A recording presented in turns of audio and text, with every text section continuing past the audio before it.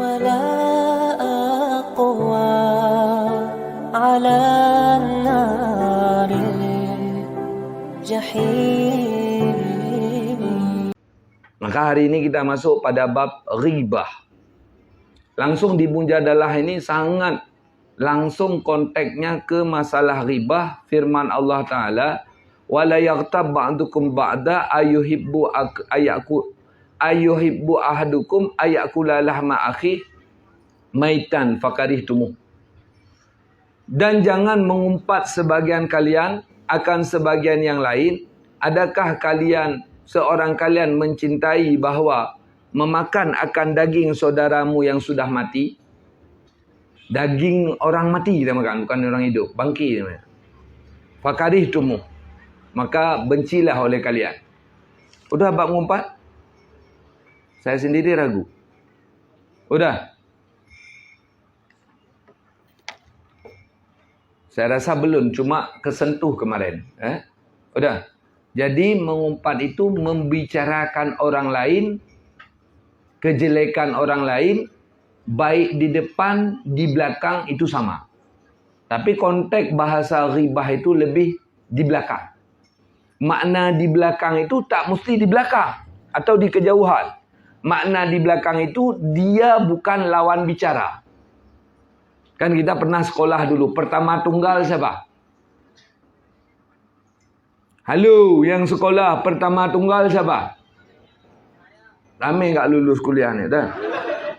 Saya kedua tunggal, anda ketiga tunggal, dia atau mereka. Ghibah itu ketiga tunggal yang kita bicarakan. Misalnya saya ngomong sama Ucup untuk Bang Munir. Itu ketiga tunggal tu. Itu dah dinamakan ghibah. Baik dengan mata, dengan muka, dengan bicara, semua dosa. Nggak mesti ngumpat itu dengan mulut. Kita gini orang. Itu ghibah. Makanya untuk taubat kita ada ghibah, coba rasakan. Kalau kita yang disepelekan itu, bagaimana rasanya? Sakit.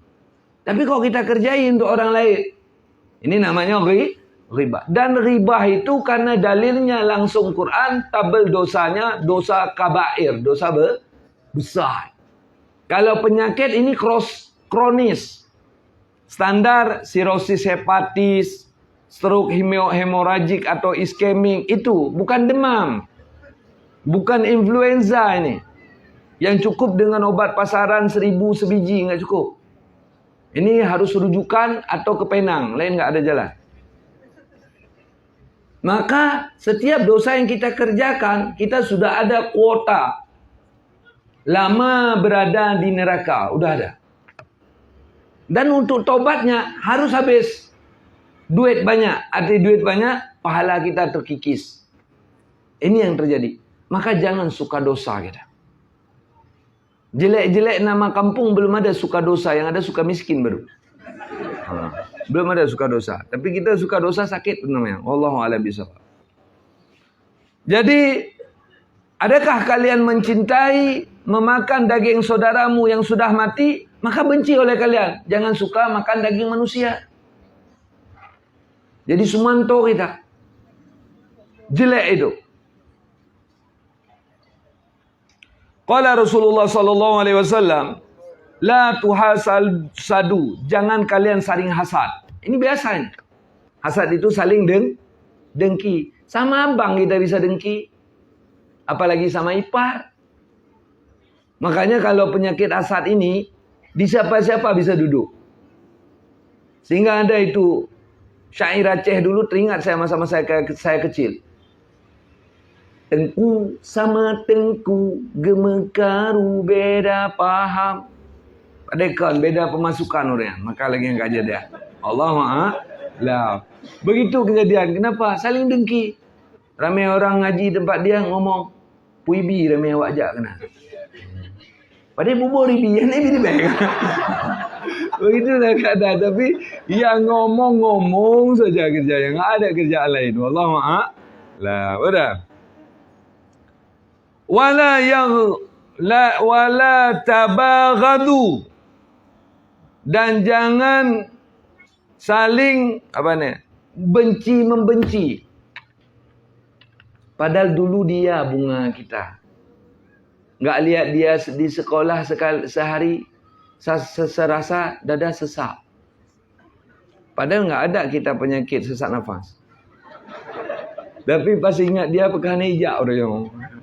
Dia tanya bu guru, pekan fulan sakit. Hana bu kurang sehat. Di hati ada ibunya ada puji walun dengan hana sehat. Begitu. Pas sudah nikah terjadi kebencian. Jadi maknanya sama istri kita bisa benci. Karena sebelum itu yang ditampilkan syaitan, keindahan. Sesudah apa yang ditampilkan syaitan, kebencian. Saya betul, lillahi ta'ala. Sampai kasus ke saya hampir tiap hari.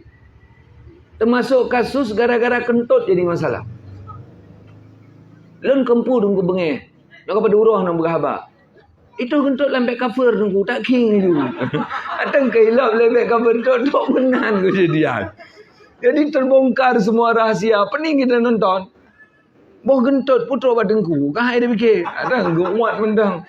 Padahal kentut itu selesai masalahnya cepat. Saling berbagi, sama-sama menghirup selesai. Tapi ini enggak. Ribut masalah kentut. Ya, fikir ni. Saya pakai kata lillahi ta'ala, ada kasus kentut datang ke saya. Pertikaian asal mula masalah kentut. Karena kita waktu kaji masalah yang asalnya apa tu? Kalau akibat macam-macam itu. Itu sudah pernah saya alami. Wallahu a'lam bishawab. Jadi coba hilangkan benci. Dengan bahasa kalau untuk isteri, untuk suami, saya wajib terima kekurangan dia, dia wajib terima kekurangan saya. Dulu jodoh saya dia, berarti dia yang paling cocok untuk saya.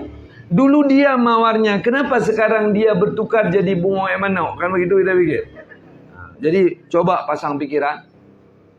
Kalau mau dipandangi kejelekan yang jelek bisa jadi indah. Buktinya banyak kejelekan dunia diminati oleh sebagian manusia. Kalau nggak percaya coba ke kebun binatang aja. Pandangi monyet, dapat gantengnya. Monyet perempuan dapat cantiknya. Jadi begitu juga istri kita. Jangan kita lihat di jelek dia. Misalnya hidungnya pesek, itu kita lihat jadi masalah. Hidung kayak bocor be. Jangan begitu. Lihat di moleknya, di mana ada. Misalnya di rambut, itu aja dipandang. Jangan dilihat yang jelek, lihat yang bagus. Karena untuk membenci sesuatu, pikirkan kejelekannya. Selesai. Kita suka, misalnya makan suatu jenis makanan. Tapi kejelekan dari makanan itu manisnya berlebihan. Jadi kita pinggir. Ini manis bisa menyebabkan diabetes. Akhirnya kita akan tinggalkan hal itu. Udah. Kalau kebencian itu hadir di ayah bunda, bagaimana Ustaz? Ingat, walau keren kita air dia. Hebat kali kita udah jadi presiden, tetap kita air dia. Itu dipikirkan. Tanpa dia, kita nggak ada. Kalau keluar dari orang lain, bukan kita, nah orang lain namanya. Nah, dipikirkan demikian. Dan pikirkan ketika terjadi berat, ini obatnya, itu adalah tanda kita tangguh. Allah menguji kita. Belum pernah orang nggak sekolah kena ujian, enggak. Yang ujian yang sekolah. Yang sekolah yang ujian. Ketika yang sekolah dapat ujian, dia nggak mau ikut ujian. Pasti kita berpikir dia bodoh dan jahat. Tapi kalau dia mau ikut ujian, kita tahu dia akan berhasil di sekolahnya. Jadi kita yang berat-berat ujian di kehidupan ini, tentu kita dianggap Allah lebih tangguh. Nomor satu. Nomor dua, biasanya orang banyak ujian, kepalanya size-nya agak gede dikit. Ini yang gede-gede kepala, coba lihat. Tuh banyak ujian tuh. Biasa gitu. Kalau nomor pecinya tinggi, biasa ujiannya banyak. Kalau nomor pecinya kecil, ujiannya dikit. Kalau culun kita, yoyo dikit, itu biasa tenang kali hidup.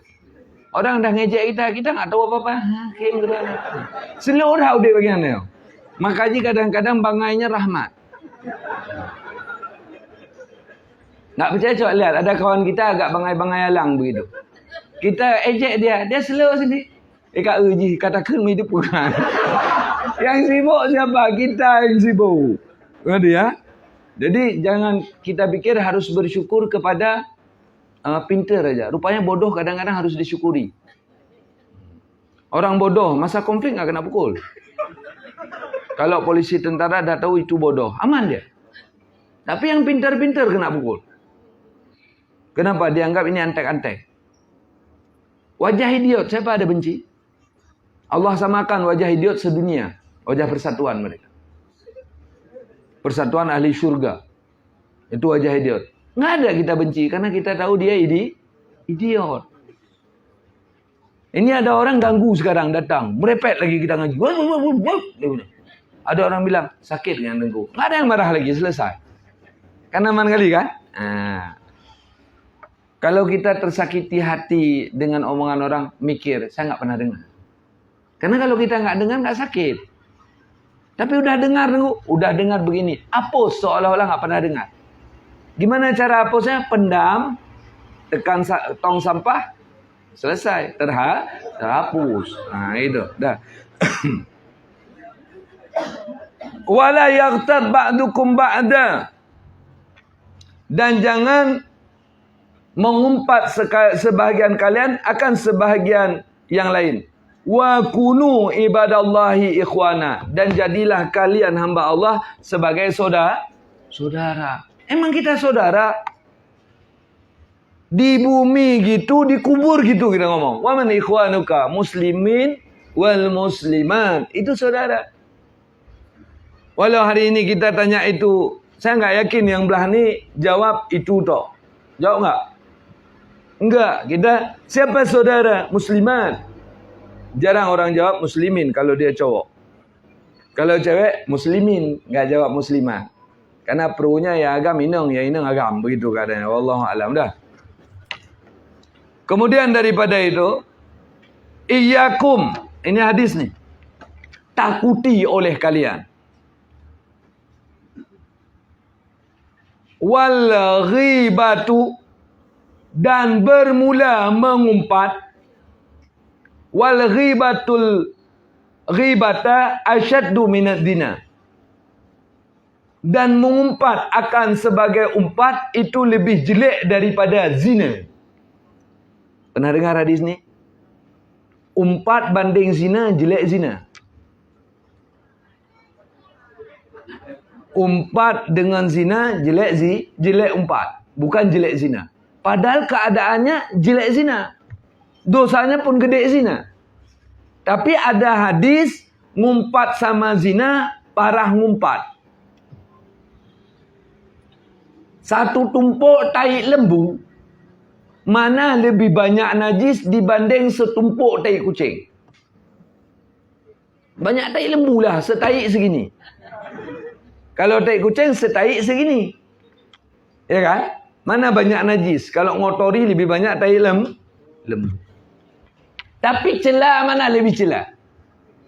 Tai kucing, begitu maknanya. Jadi kesannya lebih jelek. Fa innar rijala kad yuzani. Maka bahwa sungguh seorang lelaki, sungguh dia berzina. Fayatubu, maka taubat si lelaki itu. Fayatubullahu alaihi, maka Allah terima taubat dia. Enggak mudah-mudah, jangan rencana. Rupanya gitu. Model-model kita taubat amati yang gitu. Hari ini zina, besok poh bandit, sama semua itu. Berarti enggak taubat-taubat, udah. Wa inna sahibal ghibati, dan bahwa sungguh para pengumpat, la yaghfirullahu lahu, tidak Allah ampuni dosa baginya, hatta yaghfiru li sahibiha, sebelum diampuni oleh orang yang kena upat. Jamaah upat saya, pudung kujimnya, leh jannah leh jahannam. Misalnya gitu. Udah minta ampun sama Allah, enggak diampuni sebelum saya ampuni. Udah. Tapi kalau untuk saya sebelum dikerjakan dah saya ampuni. Udah. Kemudian daripada itu, Untuk ampunnya Allah ambil kuota pahala kita, dibarter dengan kuota dosa dia. Sakit. Habis duit kita. Duit pahala. Maka tidak sepele ngumpat, walau dikit. Maka orang yang hebat, kalau cowok yang macho, kalau wanita yang perfect, jangan suka-suka ngumpat. Karena umpat itu bisa dijadikan hobi. Kalau udah hobi ngumpat sama mancing, melancong, shopping, enak ngumpat. Karena pengalaman daripada pengumpat kita lihat sakit kali kok nggak ngumpat. Nih hari ini dah ngaji bab umpat. Ada ibu-ibu yang ibu-ibu kurang senang lihat ibu-ibu itu misalnya. Udah mau ngomong. Harum. Tahan kita. Mungkin belum sampai rumah situ di rak bubur dah mulai. Sebetulnya nak pegah benar mana mangan. Apa? Yang dengar pun penasaran. Kau pegah aja wahai. Hanjut desya. Mandat desya ke mana pegah. Hai dah turun cik. Itulah umpat. Dan dulu umpat itu kesannya cewek. Hari ini yang lonceng juga hobi ngumpat saya. Wallahualam. Jadi jangan. Itu dosa besar. Kita ngomongin orang di depan ngumpat juga. Karena orang tersakiti. Maka dalam Islam gak ada diskriminasi. Jelek itu. Bahkan diskriminasi terhadap makanan saja haram. Teman beli kue, bawa. Oh pas kali ni, lagi ngopi. Saya ada bawa kue ni. Udah yuk kita makan. Misalnya kue pancung. Kue pancung kan pakai bahan tepung terigu. Kebetulan tepung terigunya sudah apek. Bahasa Aceh apa? Udah. Pas kita makan, tak gurau, rasa tepak kuihnya. Nggak boleh tu. Udah nggak enak, rasanya tepungnya udah kurang enak. Nggak boleh maki. Maki binatang pun tak boleh. Maki batu tak boleh.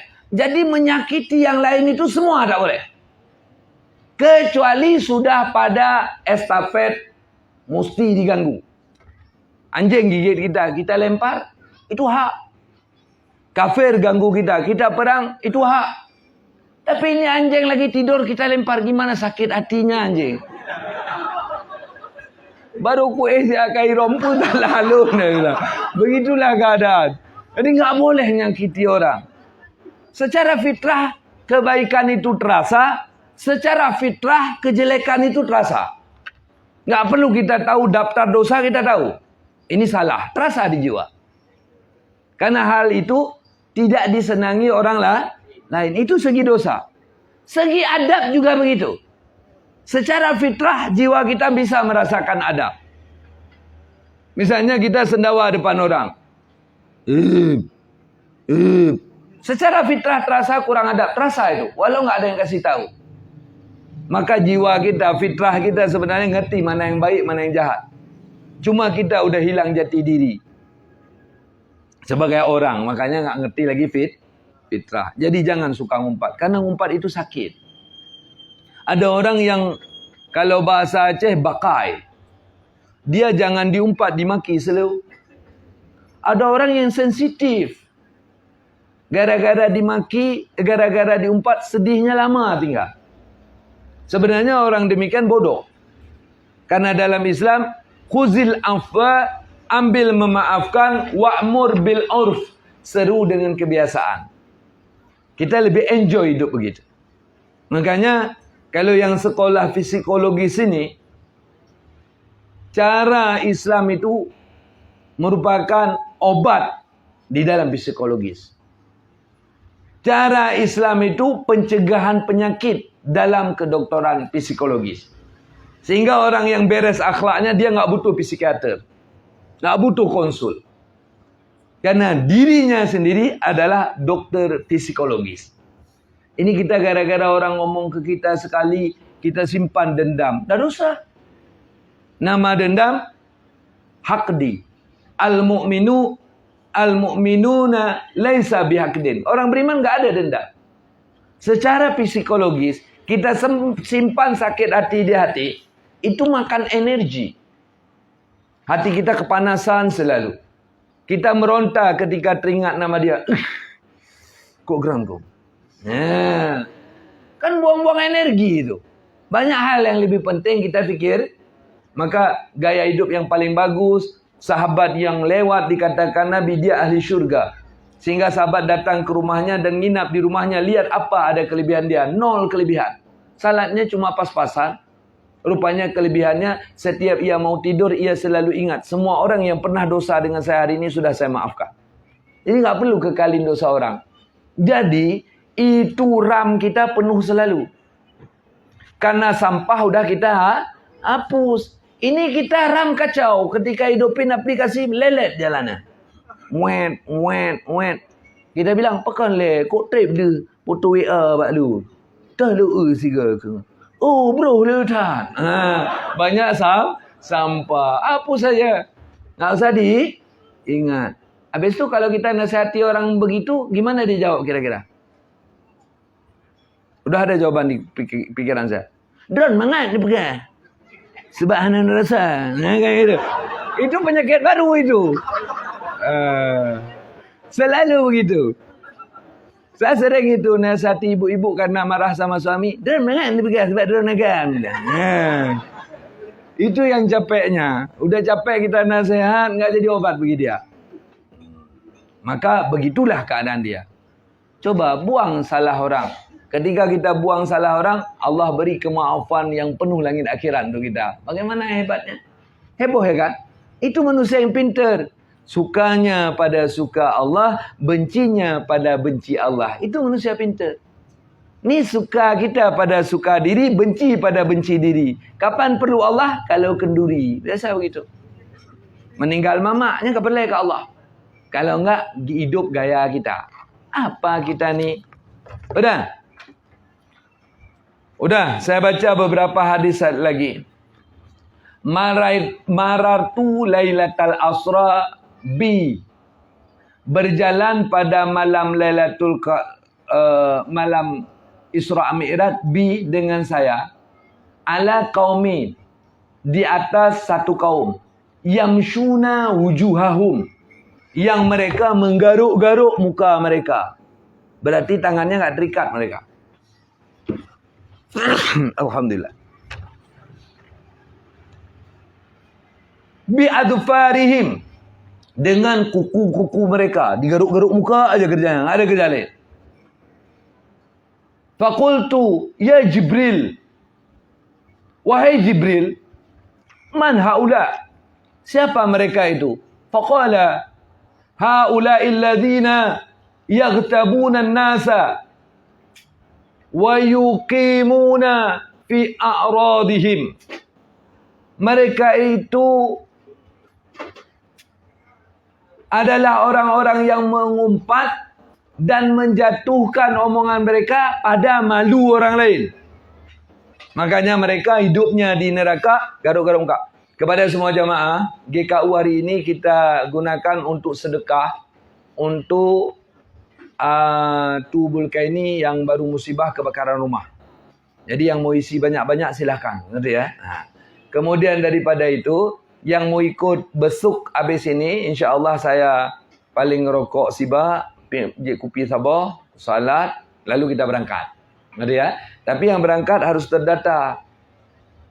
Karena rencana Bang Manzar beli pisang goreng, jadi dia hitung dekat kereta tepung. Udah. Jadi kau enggak ada baik gelom pekahan pisang goreng kan begitu ya. Udah, yang mau ikut boleh habis. Udah. Jadi orang-orang yang ngumpat besok di hari akhirat pemandangannya garuk-garuk muka sampai nampak tulang muka. Jadi tengkorak ada. Enggak akan berhenti kayak mesin ini. Itu. Jadi siapa sekarang yang bolong muka dah tahu diri kan? Itu suka ngumpat. Asal lihat orang kampu pegah. Saya lihat ngumpat jadi karakter ini bukan cowok lagi, bukan cewek lagi, cowok-cowoknya. Punya urina cika mau. Saya merumpak jeng-jeng. Kiban ABCDFG. Mulai terus. Tengku Imum, Pak Kecil, isteri Pak Kecil, ya kan? Isteri tu apa? Emang, iya bu ya?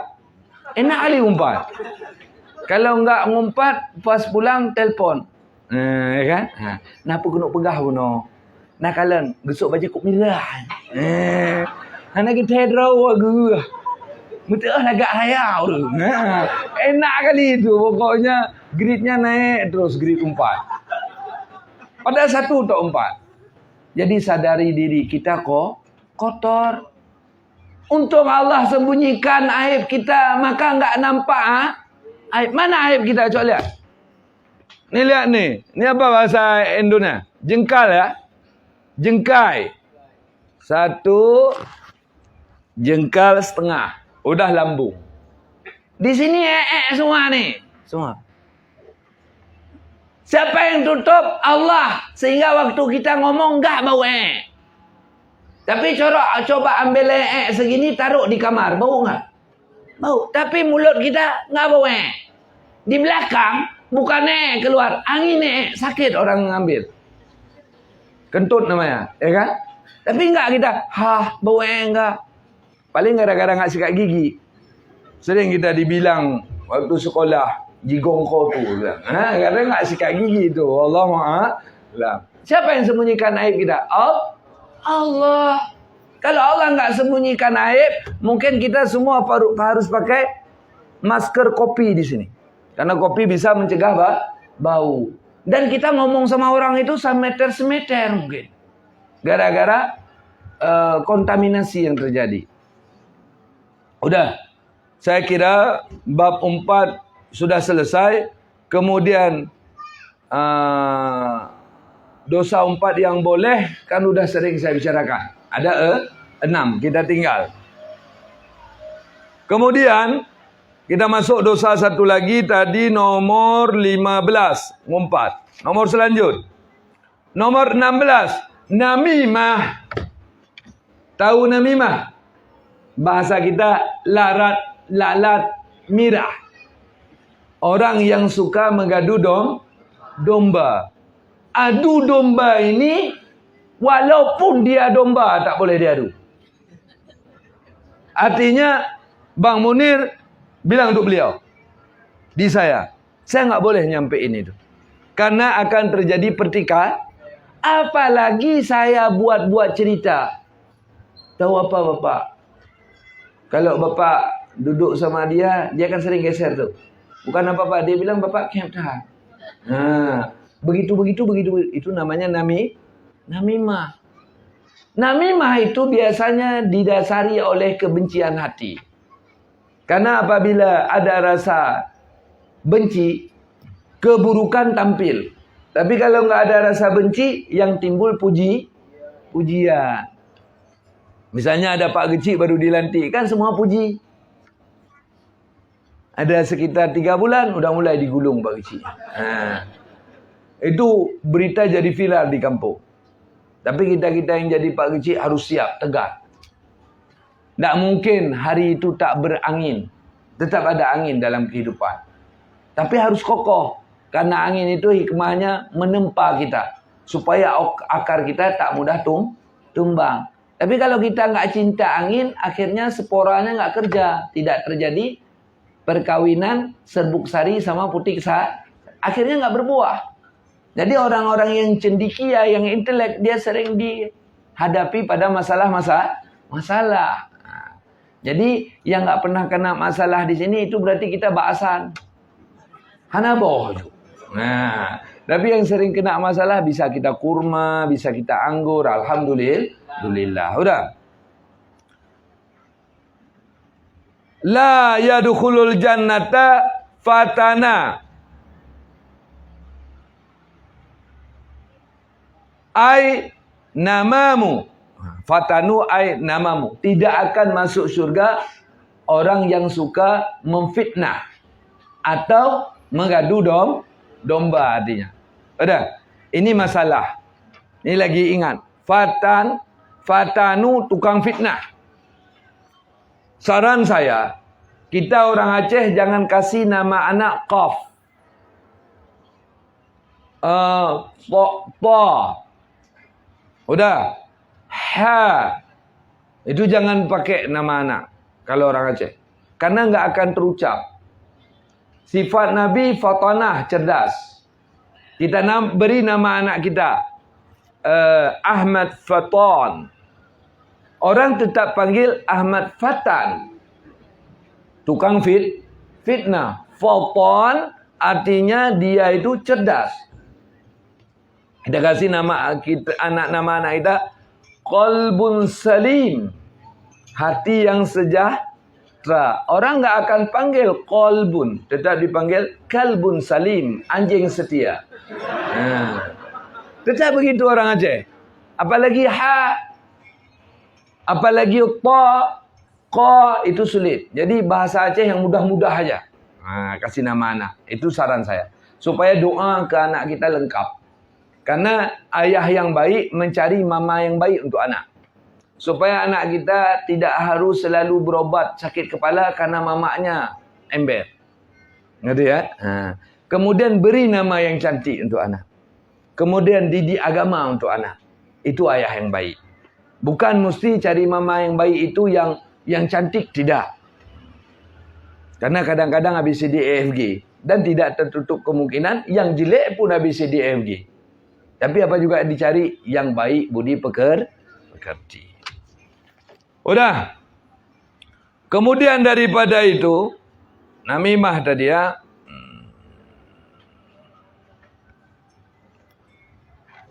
Saya susah banyak sekali pertanyaan. Ini punya kemarin belum habis. Udah.